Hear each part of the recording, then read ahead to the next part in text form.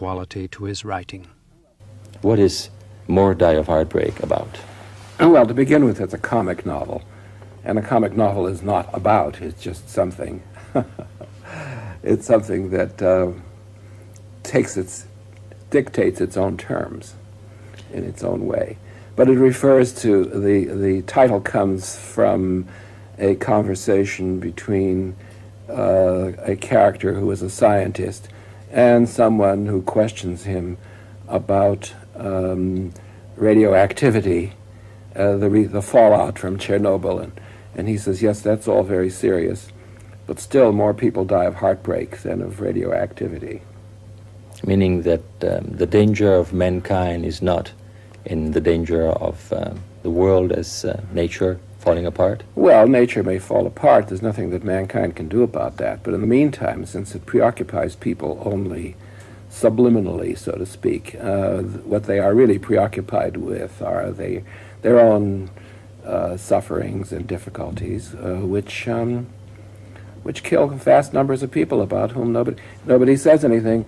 And my scientist says, if there are many people protesting heartbreak as there are protesting radioactivity, Washington could never hold them. One of your most famous books, Herzog, possibly your masterpiece, begins with this sentence: if I am out of my mind, it's all right with me. Would it really be all right with you to be out of your mind? Are you at all out of your mind?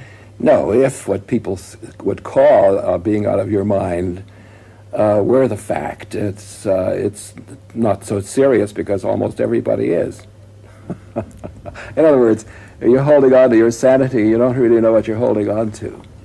Is it worthwhile holding on to sanity? Well, it's worthwhile to be a human being without giving way to poses, and especially poses of eccentricity. And as Nietzsche once said, beware of interesting people. The more interesting they seem, the more terrible they are. Why do so many of your characters, thinking about Herzog, which I've just mentioned, why do they seem to be either deranged, out of their minds, misfits, failures of some sort, even escaped slaves of this century? Why so many misfits? Well, I don't think they're really misfits. I think that at the core they're sound, and it is all their oddities can be explained by their efforts to keep the nucleus of being intact in themselves under terrible pressure. So it's not a question of their being mad or madly motivated, but a question rather of their Whitmanesque insistence on being themselves in their own way and under terrible pressure. So I think that individuals who are individuals feel the pressure more acutely, which makes them seem odd. Some people would have tended to believe, and still do to some degree, that your type of literature is not truly American. It's a lot more European. The American tradition is Walt Whitman, is Mark Twain, is Emily Dickinson, is not Saul Bellow. No, I don't think that's true. I think that I'm probably more faithful to Walt Whitman and Mark Twain than most American writers in essentials. Do you feel close, though, to the European background which your family had and the type of education that you've gotten? I think that the modern person is really a cosmopolitan person, and that national characteristics, while they are, of course, very important, no longer have the dominant power that they had a century ago. I think World War I ruined that for people. And what the Russian Revolution meant in 1917 was, and all the civilized world felt this, that these transnational characteristics of human beings, the universal characteristics of mankind, were far more important than national character. Now, mind you, national character is a force in itself. For instance, the Russian resistance in World War II showed very strongly the traits of national character, nor do I believe in the Marxist-Leninist style that you know, that the international of the working class contain the answer to these national identifications. I don't believe that either. These are very complicated matters. But I think that in America, people call me European because of my own free will. I admit what Europe and European culture has meant to me. In Europe, people tend to consider me either preeminently American or else even more Jewish. That is to say, you know, this is what Jews do in the United States after they have grown up in that particular diaspora. Talking about how you are considered in the United States, does it bother you to hear or to read that, according to some critics, you haven't written anything quite as good as Herzog since Herzog 1964, therefore 23 years without having been able to write better than Herzog? Well, I don't know whether I write better. Every book is different. And the opinion of critics doesn't concern me too much because it's regimented. And they follow each other. And as in politics, they really don't know what's happening. They have attitudes, but that doesn't mean that they know what's happening. Is a great writer allowed only one masterpiece? Well, I think that any writer would be grateful to write a single book that will survive, if you know. But it's a horse race. You never know which horse is going to win. And really, it can't concern you very much. I'd be very grateful if I thought that I would continue to be read. But it's a gamble that everybody has to take. And really, one can't be too concerned about the outcome. Which one of your books do you consider your masterpiece, the book that is closer to what you are and what you wanted to be as a writer? Well, there's a thread in all my books that I'm pleased with. It appears, it begins to appear in Augie March, where the control is not very good because there was a novelty in Augie March which carried me away. I made certain discoveries about the way American English might be written with a new vigor. I invented a kind of sentence which hadn't existed before. Well, that pleased me very much. But then, you know, in Henderson the Rain King, or in Herzog, or in Humboldt's Gift, or in some of my short stories, I think that I've done my best work. Do you think often to the past, to your childhood, to your youth, first in Canada, then in Chicago? Well, I'm like one of these Northwest Coast Indian paintings. That is to say, the creature is broken up into separate parts, but they're all equally prominent. They're all in the foreground. And every part of my life is like that to me. That is to say, it doesn't fade into the past. It doesn't become dim. I have a very tenacious memory, and everything has a great immediacy for me.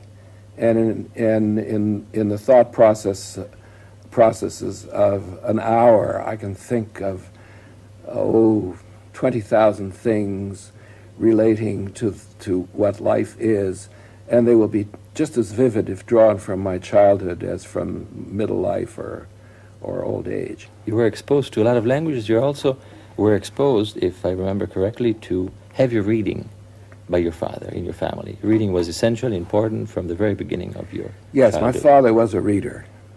My mother, too. And an evening's entertainment was to read to the children. There was no radio, of course. There was no television. There were no movie. There was a movie, but that was silent pictures, and that was very special. A treat.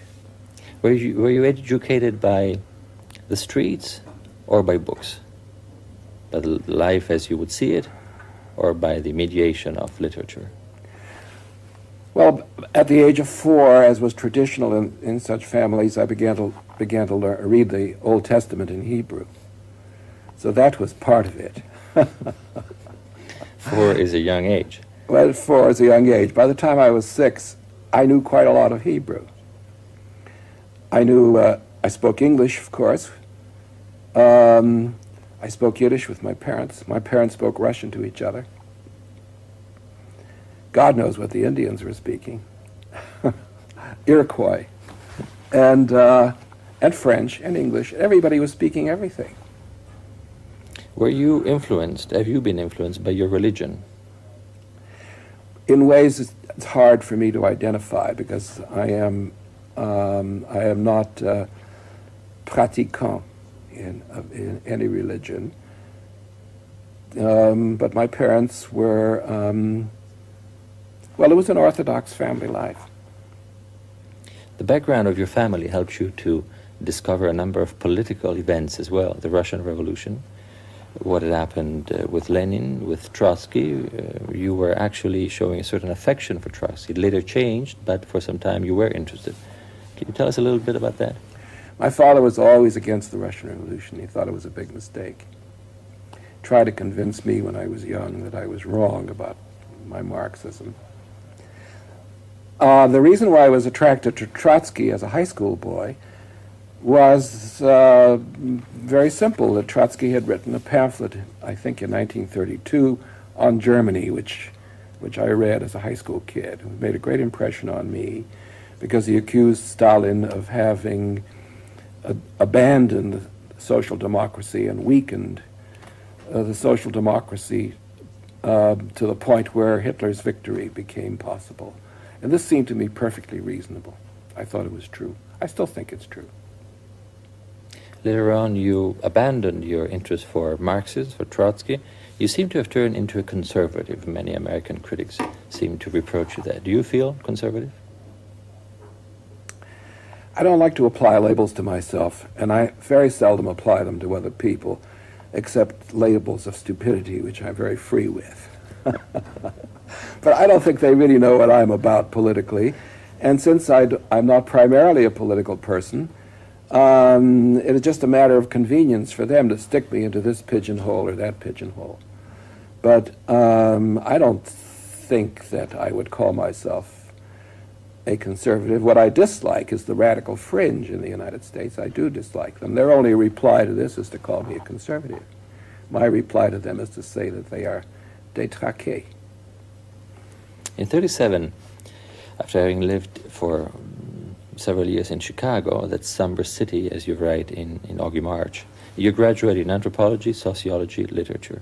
I'm curious about the anthropology choice that you've made. Why anthropology? Well, what should be more natural in a city like Chicago than to study primitive life? So Chicago is a primitive society? Well, in a way it was. It was, from every point of view, sui generis. That is to say, it contained many European populations who tended to be retrograde. They remained as they were when they had come over. Over the years, Chicago has turned into many other things as well. Gangsters, Al Capone, mafia, political degradation, urban degradation. What is it? Good old raw America, the epitome of what is not functioning in America? Well, it's a complicated matter. Chicago is now some 40% or even more black. The blacks came from the South first as a labor force in the First World War, and then even more of them came in the Second World War to replace people who had gone into the army and into the armed forces. Then, of course, when the soldiers returned, the jobs were reclaimed. There was mass unemployment among the blacks. Then the industries began to grow obsolete. The stockyards moved away because it was no longer economic to have them in Chicago. The steel mills became antiquated. The foreign competition in heavy manufacture made Chicago into a part of what we now call the Rust Belt. These rusting industries, which we used to identify with New England. When we Middle Westerners went to Massachusetts, we would see all these ancient factories, shoe factories, textile factories, and so on, which were closed down, and 19th century factories, and they were falling apart. And now one sees that in Chicago. You have gone through Chicago recently when you were preparing for a number of essays, and when you finally decided to write The Dean's December, you researched the evils of Chicago.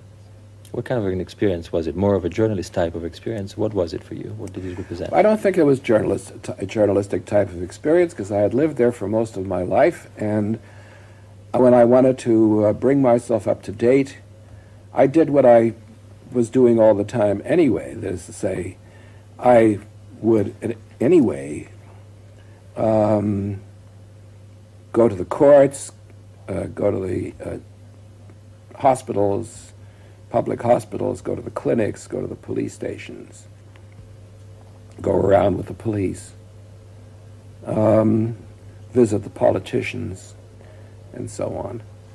So I only did a little more of that before I wrote The Dean's December. Yeah, well, when I was very young, I read books. Well, let me start with this. When I was 8 years old, I was very ill. I've never been ill since, but I was near death and in a hospital in Montreal for 8 months or so, in a public ward, and I read a great many books.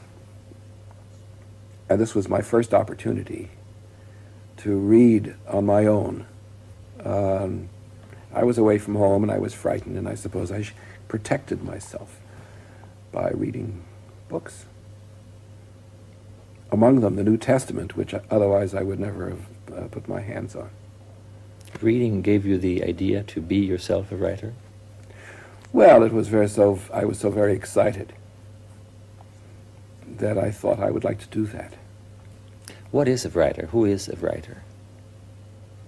Well, what kind of explanation do you want? The serious one. The sociological one? No, the literary one. Well, it's a person who lives by his imagination. Imagination not being what people call the fancy, but imagination being the fundamental, and I would say godlike or divinely inspired reaction to the strange fact that one is a human being living who has appeared suddenly from where he doesn't really know. For how long, he doesn't really know either. And although he tends to take the world for granted and is not surprised by all of these wonderful, miraculous things that surround him, he has to pretend not to be surprised, because at heart he is surprised, astonished, and delighted. And I think most people become blasé at an early age, and being blasé just means covering up this astonishment at having been born, being here. Fantasy is essential, imagination also, but I've read a definition of the writer, which maybe you can identify with. Writer as an historian of society with the gift of fantasy. So this connection with reality, with society, is important as well. Well, I suppose that he's a historian, yes, but he doesn't need to be a historian. What he doesn't do, what he leaves empty, others will fill in for him. So if they get the historical sense from his books, they'll say he's a historian. But that doesn't mean that he was conscious of being one. I was a little bit shocked, allow me to tell you, to read, if it is true, that you once said the only writer who has really influenced me is God. Is that so? Well, no, that's not so. That's not true. I wish I had a direct line. If I could say that, I would be made.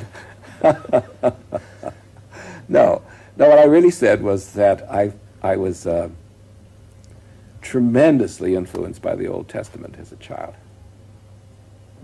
And that doesn't happen so much anymore. You know, there was a time when in the United States the Old Testament was the fundamental book of the household.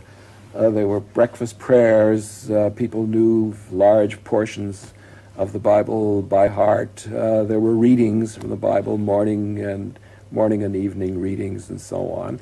And I think that that was really the core, the mental and spiritual core of American life up until a certain moment. What is more important for you, philosophy or jokes? Jokes. Why? Well, because in jokes, you respond to jokes because they tell the truth without your even knowing it. Whereas well, I don't know. It's an unanswerable question. But you seem to believe that jokes are more important than famous sentences, and that the life of a person could be encompassed by 10, 15 jokes. Well, jokes contain these powerful intuitions, otherwise we wouldn't respond to them. And sometimes they catch your mind as parables. Give us an example. Well, sometimes when I'm trying to get something right, I'm writing something and I'm trying to get it right. Then I remember the story of the American tenor at the Scala. He makes his debut. He sings his first aria. He gets tremendous applause. Bis, bis encore. He sings it twice. He sings it 3 times. He sings it 5 times. And then he makes a little speech. And then he says how happy he is, how happy his mother is going to be. His family will be so proud of him. And he studied so hard, and he never thought that he would make such a success of his debut. But the cast is waiting, the orchestra is waiting. We must go on. And a voice cries out, no, bis, ancora. And he says, how many times must I sing this aria? And a member of the public shouts out, you're going to sing until you get it right. Well, sometimes I feel that way. I'll sing it over and over again until I get it right. Well, there's an interesting truth in that. Do you mean by that you are a perfectionist? That you do work on experimentation in writing, but not as writing in itself, just to get your writing right? Well, let me say that I hate to botch anything. I hate to get things badly wrong, seriously wrong. I am a little fussy and obsessive about the way I write. I shouldn't be doing that. And some people feel, and perhaps correctly, that a novelist has no business to be producing this fine artistic texture. That a novel is more provisional, temporary, harum-scarum, loosely made, and that perfection of surface is a mistake in the writing of novels. Some of the very great novelists never took any trouble with it. Dostoevsky, I'm told, didn't. Dickens certainly didn't. Balzac was a very loose, sprawling writer. Even Theodore Dreiser, who was one of the best American writers, wrote awfully in a sort of newspaper pulp style. So why do I take so much trouble? W.H. Auden once told me that I was making a terrible mistake. He said, you're trying to write fiction as though it were poetry. And he said, you're doing the wrong thing, you're wasting your time. Well, at first I was annoyed with him, but afterwards, thinking it over, I began to think that he was right, that after all, one throws one's hat on the hook and hopes that it will stay there. If it falls off a few times, it falls. You're talking about jokes.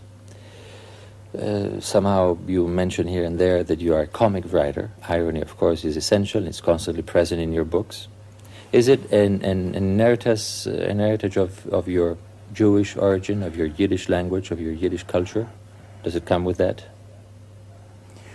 Well, yes, because I think that there is a great deal of it in Jewish writing, and that it comes natural. And the greatest of Yiddish writers, like Sholem Aleichem, were very, very funny indeed.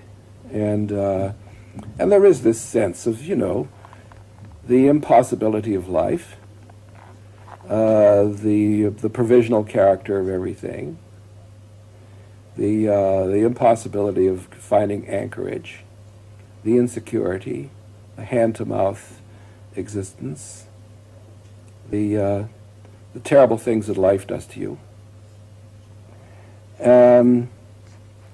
Well, of course, groaning is monotonous. So I try not to groan too much.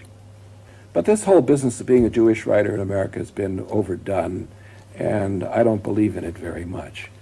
America finds it very difficult to accept the fact that there is a polyglot society, and a mixed society, and a melting pot, or, if you prefer, a pluralistic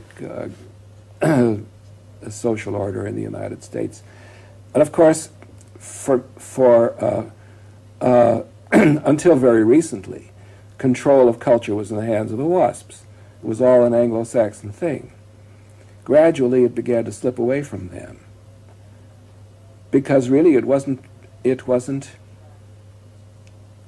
sharply modern.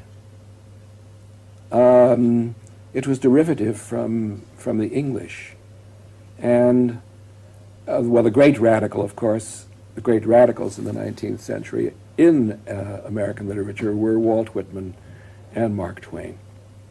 What Mark Twain did for American writing was to introduce the spoken language into prose.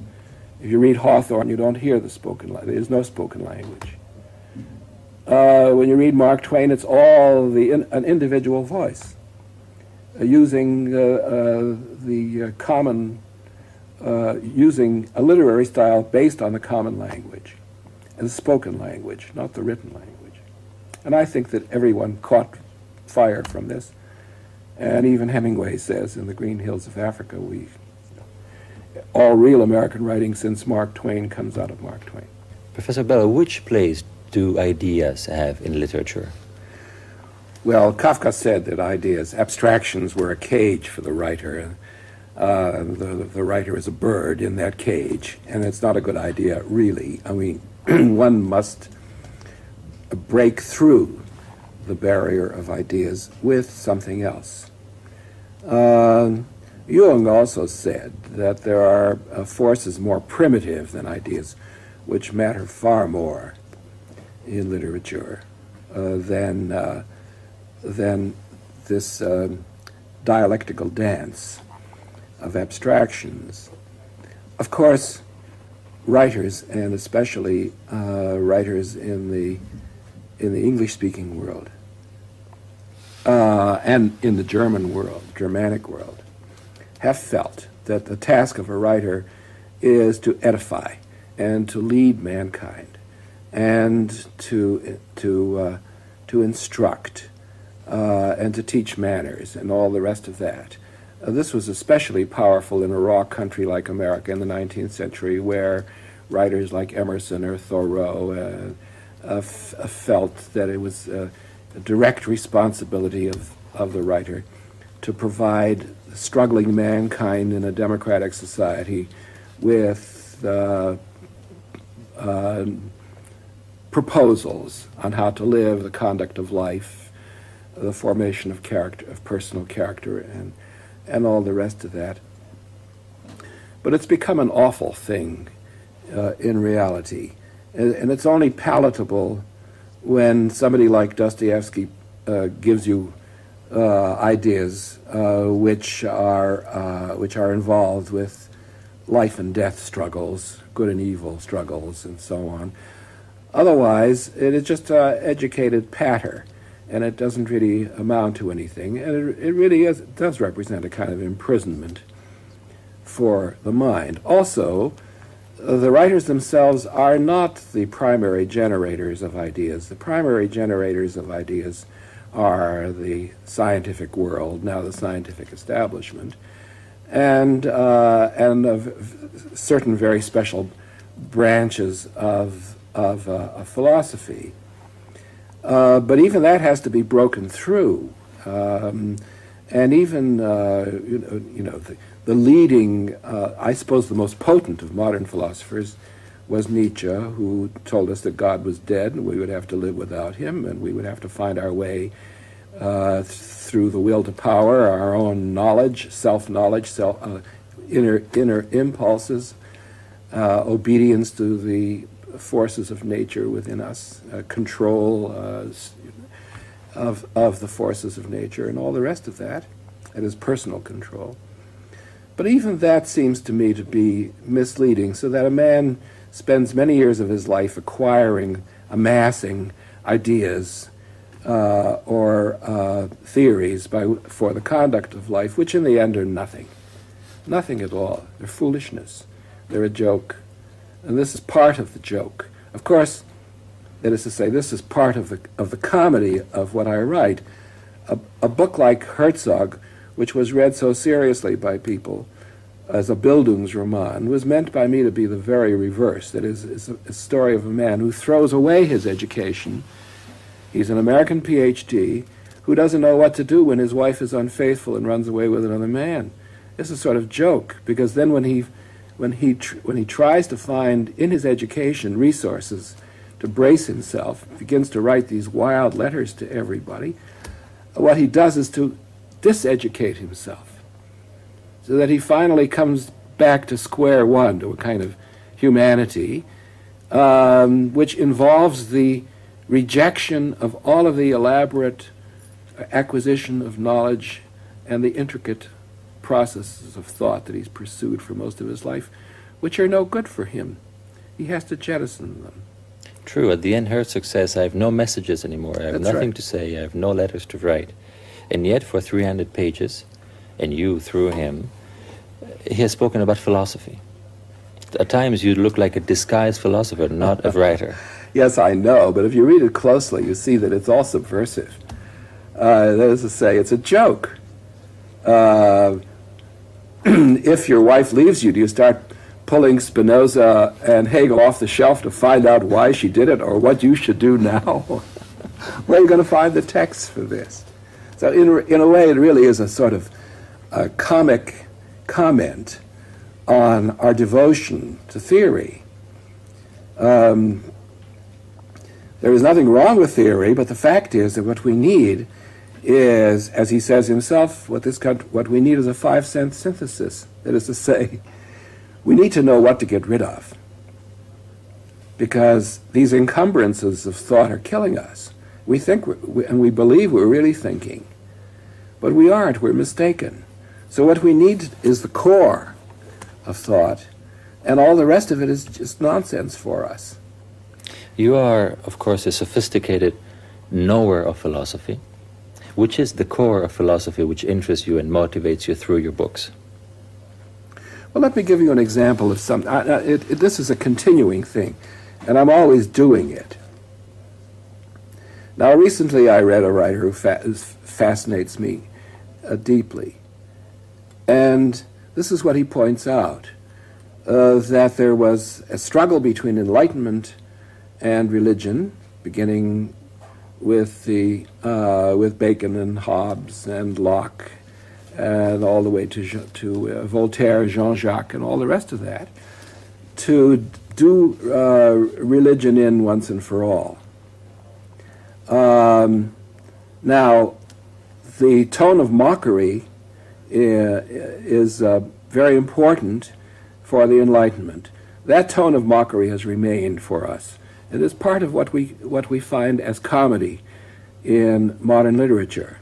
Now, it appalls me to think that what I have always thought of as my own comic inclination really reflects this attempt of Enlightenment to get rid of religion. Now, that's a very important thing to know. But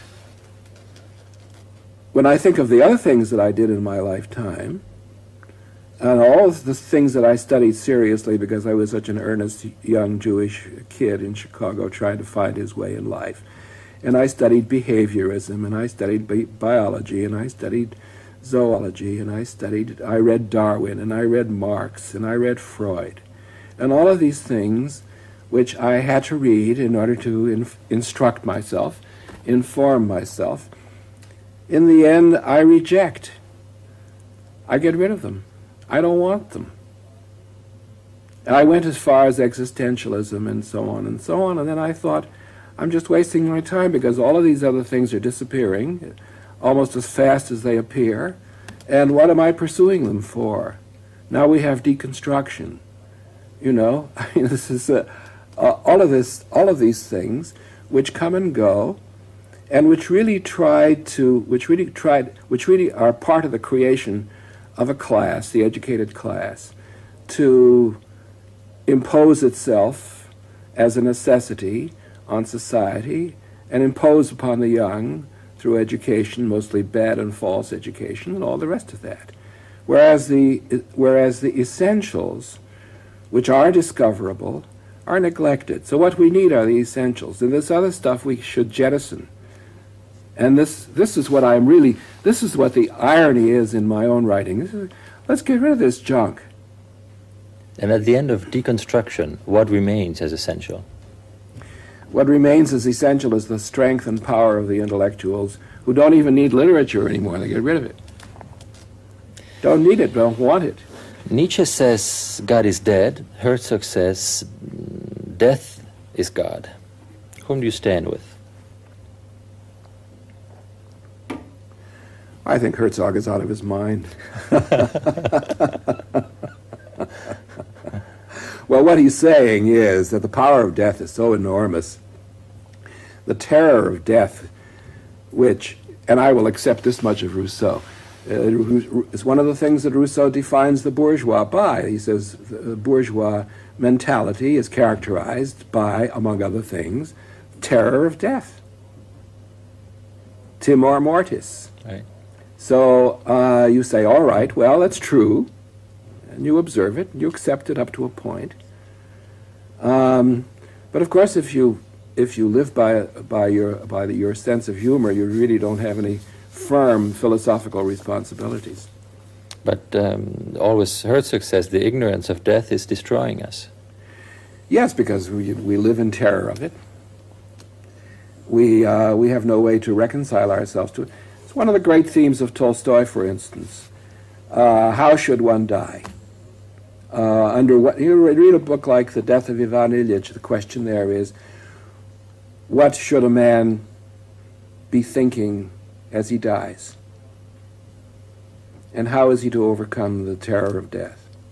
And how is he to reconcile himself to his existence, to his being? And these are the things that should concern everybody, and do concern everybody. They eat away at you if you're not thinking about, if you avoid them. They eat you up, they devour you, and therefore, what Herzog says is true in that sense. How do you face your own death? How do you prepare yourself for that moment? Well, I don't know for what reason I appeared on the face of the earth. All I know is that it was a marvelous and exhilarating experience, that to exist itself is a glorious thing. How it will end, I don't really know. I don't know the answers, in a sense. I have a feeling that death is not the end, but I couldn't prove it to anybody. Professor Bellow, in your books, women seem to always be in the background of men's anguishes. Does that hide a little bit of misogyny on your part, or not? Well, that's a question that might be asked by the Inquisition. It has a little bit the flavor of an Inquisition. You should be wearing a San Benito, and I should be on the rack. The only thing I have to say about women is that my wish always was to make them happier than I found them, and do you feel you've succeeded? Well, yes, I think in a way.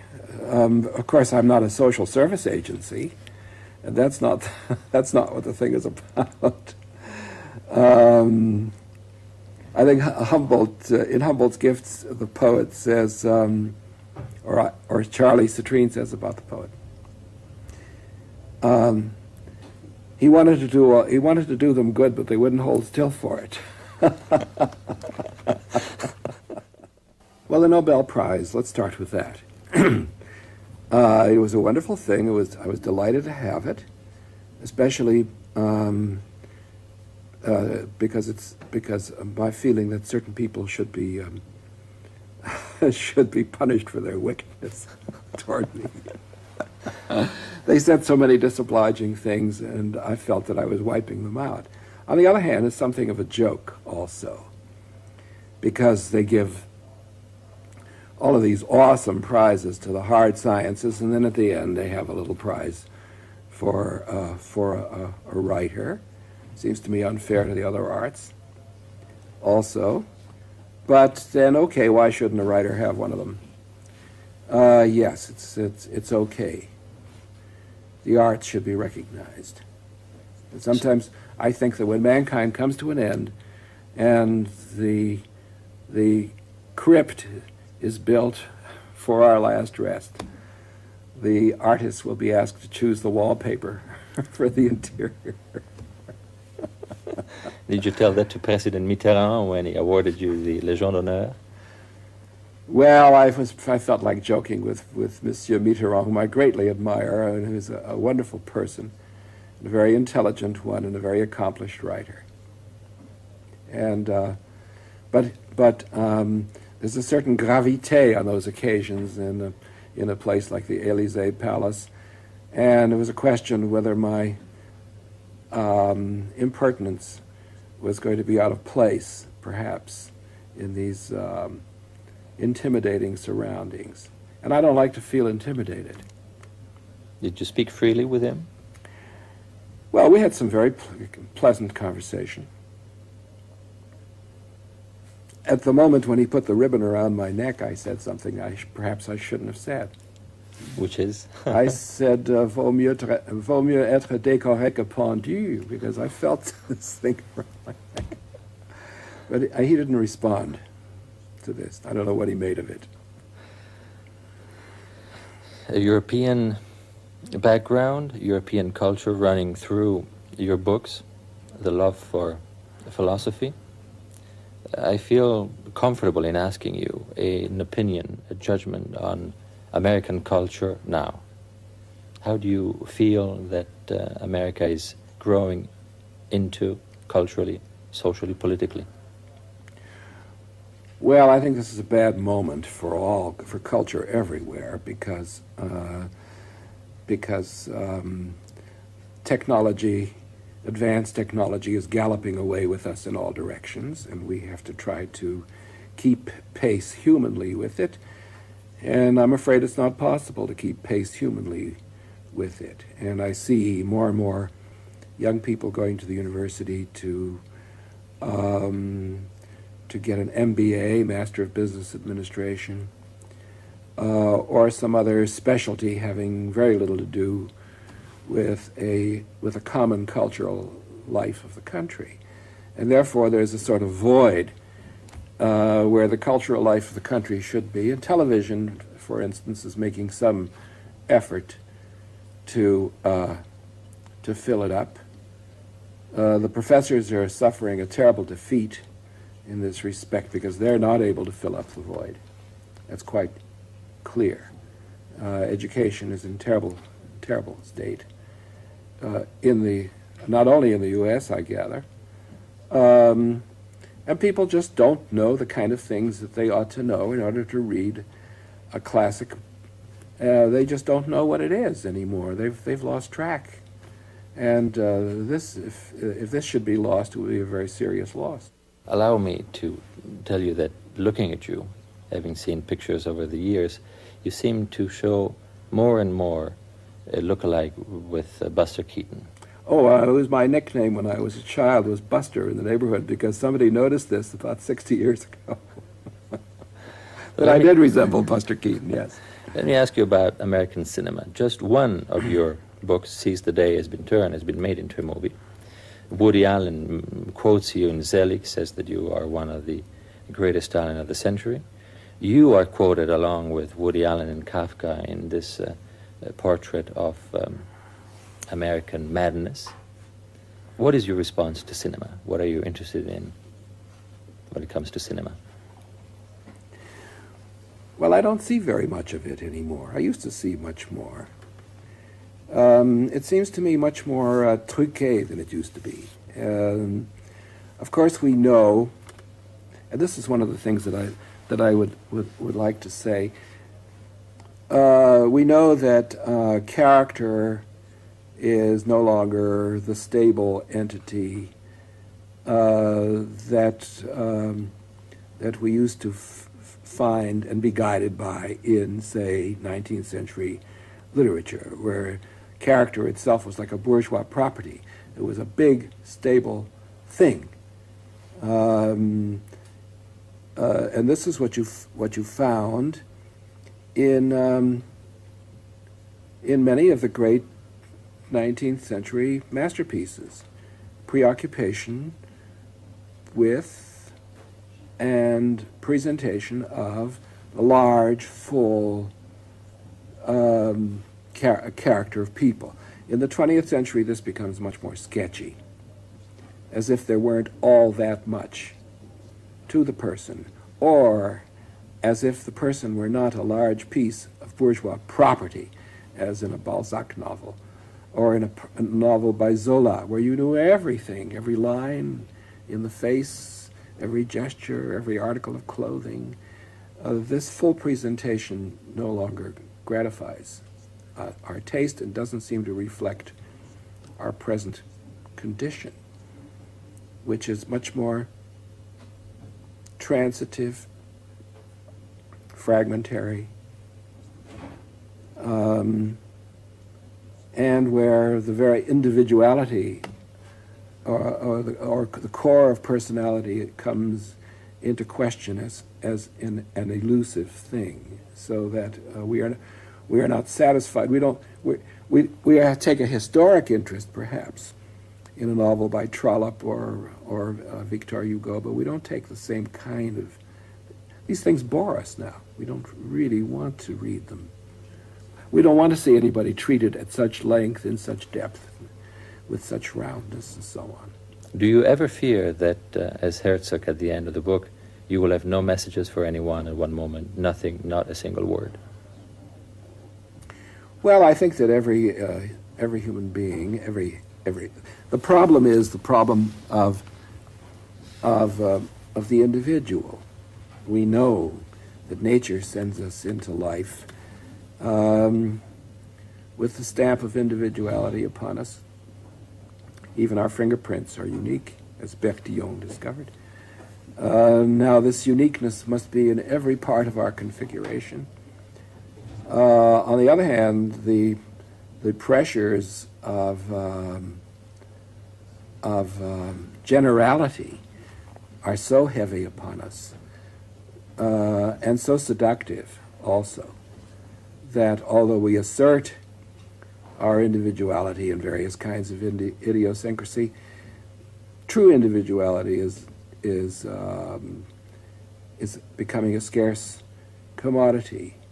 And what is this? This is tragic because it means that something is happening in our life, that the situation is too revolutionary, that the conditions are too oppressive, that modern existence is no longer a congenial milieu for individuality. Sometimes it's questionable whether there is any such thing. I think people sometimes are happy, and this is, in whatever form you find it, even if it seems to be a liberating form, tends to be a kind of totalitarian influence in modern life. People are happy to dispense with this, find something that they can more readily identify with, which seems to reflect individuality, but which is in reality the very opposite of individuality, which is a kind of stamping out of individuality. Professor Bellow, thank you very much for having spent a few hours, a few days with us. You have carte blanche for a final statement, whatever you want us to hear. Well, I don't really have any final statement. Final statements are for the pulpit. Final statements are for the editorial page.